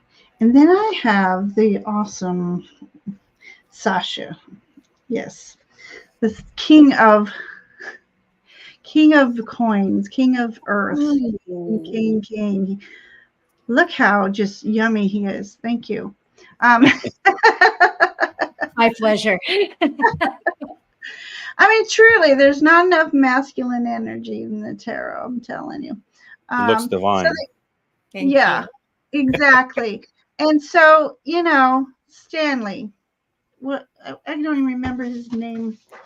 Freeman Stan, is it? Well, I lost his name already. Anyways, Mr. Freeman, Mr. Stanley. Freeland Oscar Stanley. Okay. He built an empire, and there's a wealth of riches there, whether it's energetically. He originally built it for only the rich, and but here he sits all noble, and so I feel like he's up in the great beyond, looking down and just feeling very proud of himself, and then people come from all over to just look at his place in awe and be within all that energy there. And he's truly built himself a little mini kingdom there. And despite how that land was acquired, I hope that the energies can find balance and healing. And so that's what I got out of there. So with that, we can say goodnight to the Stanley Hotel in all its beautiful glory. And speaking of beautiful glory, Sasha, this was so much fun tonight. I appreciate you sharing this journey with us. We've had so many comments that I just knew that Stephen's having a drunken twister party at his place. Awesome. I mean, it was just, I hope you enjoyed this. This was a lot of fun. It was a lot of fun. It was. So, I'm kind of bummed some of my pictures didn't really come out, but that's the thing. That's an excuse to do a second show, and we can do a show on Elizabeth Wilson. There's like to try to dig into her life, right? The lady who cleans and organizes the room. We do deep dive and investigate. Yeah. All right, everybody. I am putting Sasha Graham's YouTube link in here. So I want to make sure everybody goes over to her link, subscribe to her channel. Some of us missed some of the beginnings. You have this wonderful series, Ghost Stories by the Fire. Yes, a podcast. They're so cool. Yeah, so it's a podcast, but you do video, right? I do put videos of it on YouTube. Yes. Yeah. So those are some fascinating stories. And I will say too, for anybody who is interested in Tarot of the Haunted House, because it only comes with a little white book, I did do a video series of of Tarot of the Haunted House. So anybody who wants to know more about it can go there and get any info they need. I confess that I don't have the deck, but after today, I'm ordering it actually right now because I got instantly interested in it. For real. Artwork is incredible. It is, and it's a story, which not all. I mean, look at this. This one, your Three of Cups was. Oh yes, that's haunting. That was inspired by the movie The Legacy. Yeah. Oh, was it? Mm-hmm. Oh my gosh. So wonderful artwork. It's a wonderful story. And so I'm glad you had taken the time to do a little. Oh, here's the butler. He should have come out. And then we had a chambermaid too in here too. Yeah. Yep. All the tropes, all the horror tropes are in there. All right. There's our chambermaid, everyone. Gothic horror. Yeah. So, so what do you have coming up, Sasha? So I've got a Gothic Oracle deck coming out with US Games next year. I have a Vampire Tarot that I'm doing with the artist Abigail Larson coming out next year. Wow. I have a new season of Ghost Stories by the Fire hitting the airwaves, hitting like all of the podcast places, but also YouTube in October. I have a new movie coming out. If anybody likes spatter gore, it's called Heal. And that's going to be coming out in the next few weeks. And then I'm teaching at Kripalu in the Berkshires. I've got a slew of events in and around New York City and New Jersey and the tri-state area. So if anybody's interested, just subscribe to my newsletter, sashagraham.com. I only send out the information of where I'll be and what's up. And for anybody in New York City, my movie Addicted to Murder is screening, I think, on the 19th of September out in Williamsburg, Brooklyn. So I wish I could come, but yeah. So there's a lot of information down in the description about Sasha and her website and YouTube channel, Instagram. Follow her on Instagram. I love watching on Instagram when you do your when you traveling everywhere. I love the pictures. And thank you so much. All right, so this is 2 hours and 6 minutes. So I think we did pretty good. It was a lot of fun. I love the show. I love the show. It was a great show. I really loved it. I love the topic. I love sharing with Sasha. It was fun all around. It really was. So. Yeah, and having an excuse to buy a new deck now. There you go. There you go. Like any of us need an excuse. Yes, after you were pulling those cards, I was like kicking myself. I was like, damn, I should have gotten that deck. But it's never late. I'm just excited. I'm waiting on that vampire deck. That's going to be that's going to be pretty. Dark wood vampire sister decks, would you say? Yeah, it's definitely sister decks. What's interesting, and you'll see it in the art, is I think how much Abigail's evolved as an artist. I mean, she was spectacular to begin with, but now her artistry is so next level. And the story that I'm putting into this deck is major, and we have surprises up our sleeve. For sure. Can't wait. Nice. No, I'm all about the vampire. So. All right, so everybody in chat, thanks for hanging out with us tonight. I hope you enjoyed the show. And Sasha, Ramon, I just loved working with you guys tonight. And so stick around for a moment. And because I'm going to send everybody off and bid you a wonderful rest of your week. Tomorrow's, is it Friday yet? No, almost. And then have an awesome weekend, everybody. And so happy holiday weekend to the US. Oh yes, be very safe out there. So all right, everyone, thank you so much for joining us tonight, and let me send you off with a just an outro, and enjoy your weekend as it goes by. Bye, everyone. Bye.